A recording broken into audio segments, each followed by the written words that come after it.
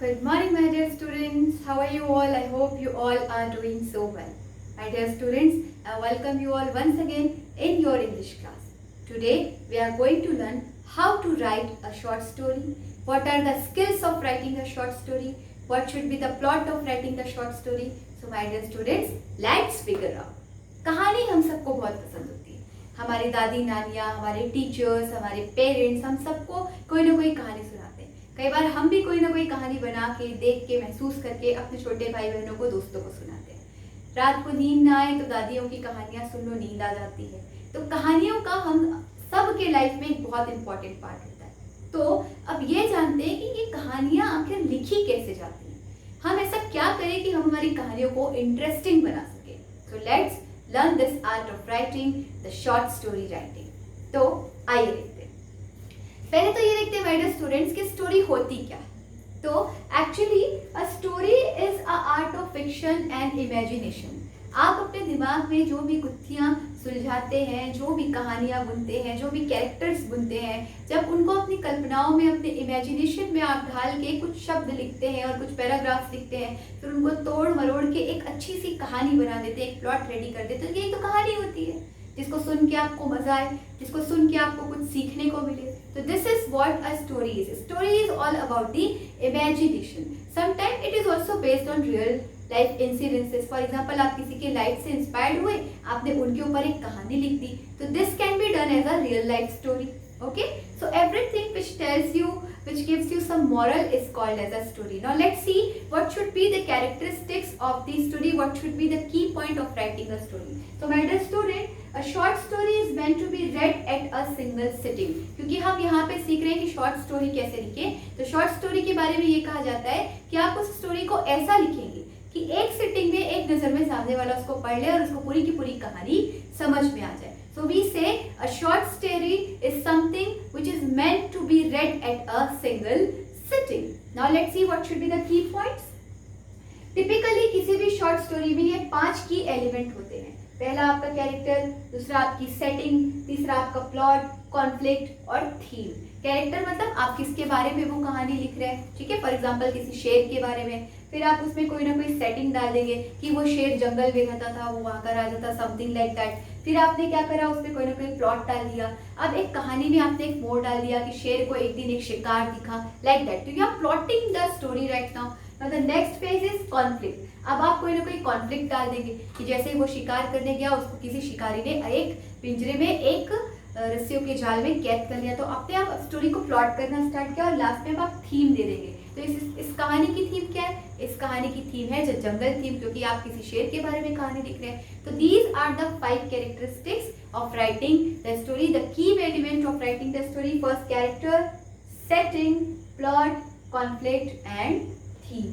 और कौन कौन सी इंपॉर्टेंट बातें हैं जो आपको स्टोरी लिखते समय ध्यान में रखनी चाहिए. So the first thing is collect ideas. आप आसपास की चीजों को देखिए और आइडियाज को कलेक्ट करिए. दूसरा, begin with a basic of short story. एक छोटी सी कहानी शुरू करते हुए आप अपनी कहानी को क्या करें, स्टार्ट करिए. Next is introduction. अब आप यहाँ पे अपने कैरेक्टर का, उस कहानी के प्लॉटिंग का, उसके काल और समय का, उसके इंटरेस्टिंग फैक्ट्स का क्या करेंगे, इंट्रोडक्शन देंगे. Next, initiating action. अब आपको जो भी अपनी कहानी में बताना है, एक अच्छे इनिशिएट करते हुए आप कहानी को स्टार्ट करेंगे. फॉर एग्जाम्पल, अगर मैं एग्जाम्पल दूं दोस्तों, हम सब ने बाजीराव मस्तानी एक पिक्चर देखी हुई है. वो तो शॉर्ट स्टोरी नहीं है बट एक पिक्चर है. सोचो डायरेक्टर इमेजिन कैसे करता है, इसके बारे में हम बात कर रहे हैं. तो बाजीराव मस्तानी के डायरेक्टर संजय लीला भंसाली ने क्या किया, बाजीराव मस्तानी की मूवी लिखने के लिए आइडियाज को कलेक्ट किया. फिर एक बेसिक शॉर्ट स्टोरी के साथ शुरू किया कि जिस समय भारत में ऐसा ऐसा हो रहा था, उस समय बाजीराव का उदय हो रहा था. ऐसा उन्होंने एक इनिशिएटिंग लाइन से स्टार्ट किया.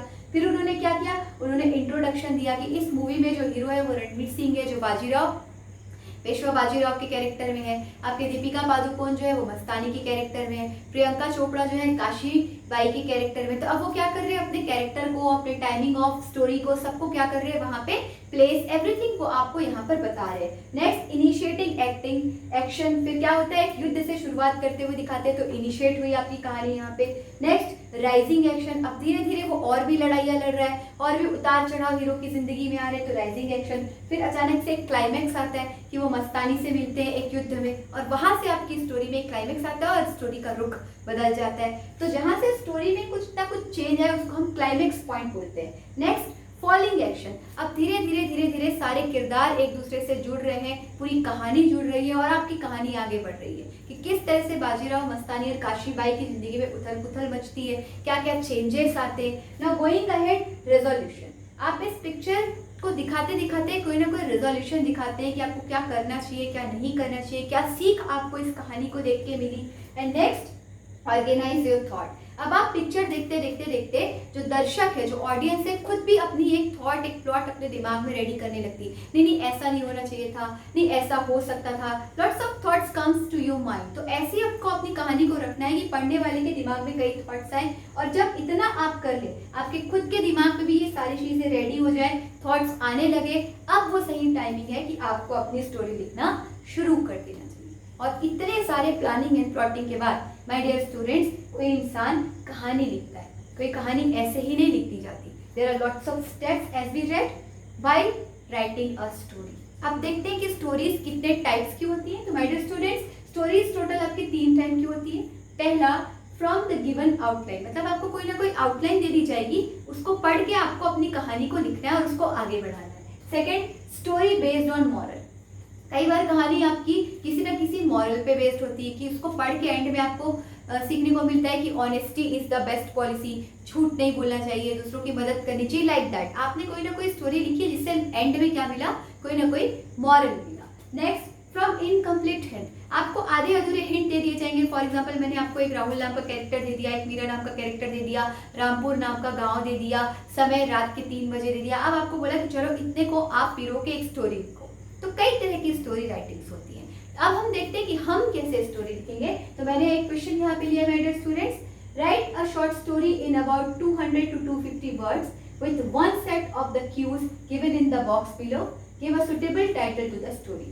अब आपको 200 से 250 शब्दों में एक शॉर्ट स्टोरी लिखनी है। आपको एक हिंट मैंने यहाँ पे दे रखा है। My grandmother was alone at home. मेरी जो दादी थी घर पे अकेली थी। Suddenly she smelled gas leaking in the kitchen. और उनको अचानक किचन में से गैस के लीक होने की स्मेल आई। तो इतना हिंट आपको दे दिया, आगे की कहानी आपको लिखनी।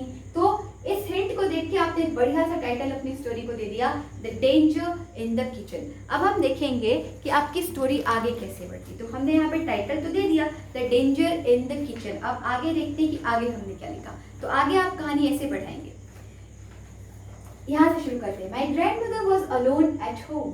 Suddenly, she smelled gas leaking in the kitchen. She became alert, but couldn't guess what exactly was happening. She went into the kitchen. The smell was sharp. Now, she was sure that it was the problem of the gas leaking. She came out of the balcony to see if there was anyone to help her. But no one was there. यहाँ तक कहानी क्या बोल रही है कि मेरी दादी किचन में गई। पहले तो उनको शंका थी कि गैस लीक हो रही है। जब वो गई तो उनको तेज स्मेल आई, जिससे वो श्योर हो गई कि गैस जो है वो लीक हो रही है। बैल्कनी में गई किसी की मदद मांगने, उनको वहां पे कोई भी नहीं दिखा। शी बिकेम रेस्टलेस, थोड़ी सी वो उस समय बेचैन हो गई।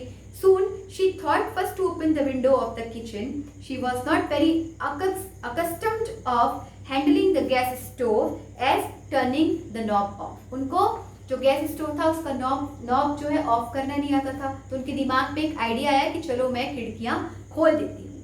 However, the gas started receding though the window open window. ठीक है, अब गैस जो है धीरे धीरे खुली हुई खिड़कियों से बाहर निकल रही है। अब देखो, आप अपने अपने कहानी में क्या किया, पहले तो एक आप वहां पे इंटरेस्ट लेके आए कि गैस लीक हो रहा था, दादी परेशान हो गई, तो ऑडियंस को पढ़ने में मजा आने लगा। अब आपने वहां पे थोड़ा सा सोल्यूशन दे दिया कि उनको हालांकि गैस का नॉब बंद करना नहीं आता था क्योंकि वो थोड़ी बेचैन हो गई थी, दिमाग उस समय काम नहीं किया, लेकिन एक आइडिया आ गया कि खिड़की खोल देती। खिड़की खोली तो गैस धीरे धीरे क्या होने लगी, बाहर निकलने लगी। अब ऑडियंस को मजा आ रहा है कि चलो कुछ ना कुछ यहाँ पे चेंज आ रहा है, दादी सिचुएशन को हैंडल कर पा रही है। पढ़ने में एक मजा वहां पे आने लगा। आगे देखते हैं क्या हुआ। So she turned the knob up and down. Suddenly she felt the leakage stop. अब दादी ने क्या करा, नॉब से अप एंड डाउन किया तो धीरे से नॉब भी बंद हो गई और गैस लीक होना बंद हो गई. But she was not sure, लेकिन दादी अभी भी श्योर नहीं थी कि बंद हुआ है कि नहीं हुआ है. सो शी वॉज अपसेट, थोड़ी सी अपसेट थी. By chance I came back to pick up something and saw my grandmother nervous. तभी मैं वहां पे घर में आया और मैंने देखा कि दादी परेशान है. I could guess what might have happened. मैं थोड़ा सा गेस तो कर पाया कि आखिर क्या हुआ होगा. I check the knob, I was rightly turn off. I congratulated my grandmother. She had controlled the situation herself. She was so happy. मैंने अचानक जाके किचन में गैस को चेक किया. दादी ने ऑलमोस्ट गैस के नॉब को बंद कर ही लिया था. मैंने दादी को कहा कि गैस की नॉब बंद है, आप परेशान मत होइए. और मैंने ये बताया कि आपने कितनी ब्रेवली सिचुएशन को हैंडल कर लिया और सब चीजें वहीं पे संभल गई. तो देखिए किस तरह से यहाँ पे कहानी को लिखा गया. पहले up side, down side, climax आया. आपने एंड में दादी को एज अ हीरो दिखाया और उनको बताया कि नहीं आपने सिचुएशन को हैंडल कर लिया. और पढ़ने वाले को भी इसमें क्या आने लगा, मजा आने लगा.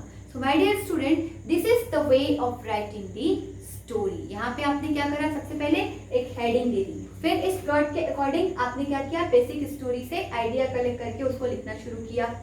फिर आपने उस पर इंट्रोडक्शन दिया कि दादी नाम का एक कैरेक्टर है. फिर आगे आपने बताया इनिशिएटिंग एक्शन में कि घर में अकेली है, उनको ये फील हुआ कि गैस लीक हो रही है. फिर राइजिंग एक्शन, वो किचन में गई, उन्होंने चेक करा. फिर क्लाइमेक्स आया कि नहीं नहीं भैया गैस तो लीक हो रही है, उन्होंने उसको चेक किया. फिर फॉलिंग एक्शन, चेक करने के बाद खिड़कियां वगैरह खोली. फिर रिजोल्यूशन मतलब उन्होंने कई कोशिशें करने के बाद आखिरकार गैस को बंद कर ही लिया. अब आपने अपने सारे थॉट्स को पिरो के अपनी स्टोरी को लिखना शुरू किया और एंड में एक प्यारा सा कंक्लूजन दे दिया. So my dear student, this is the way of writing the story. So I hope you all have learnt the art of writing the story and enjoyed this session watching this video. My dear students, you all are working really very hard with me. I want all of your sincere attention to your classes. So keep working hard, keep smiling. अपना ध्यान रखें, खुश रहें. We will meet in the next session of our classes. Have a nice day, my dear students. Thank you very much.